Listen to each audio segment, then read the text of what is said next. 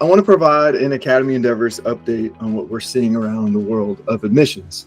Right now, it is September 24th, 2025 at the time of this recording. The Naval Academy has just, as of yesterday, released their first round of LOAs, or letters of assurance, that have gone out. Several of our clients have been, I wanted to say lucky enough to get one, but the truth is they earned it. They're honored, and they earned an LOA. It's a huge deal, especially in the fall. That's what we're gearing for. That's why we submit applications early, and that's why we work so hard up until that point, because they're only given out to the cream of the crop and there's very few of them available. The Merchant Marine Academy has also started to grant LOAs. The first one we saw was a couple days ago. September is LOA season, the beginning of LOA season. West Point, I think on our last video we said this, West Point is usually the earliest. They give them out early as sometimes late July, but definitely in August. And then Naval Academy is next.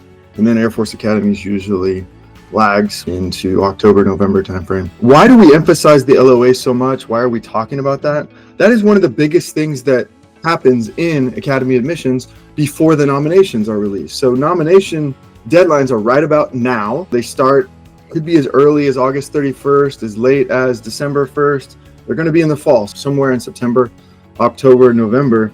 But no decisions have been made yet on nominations. It's just too early.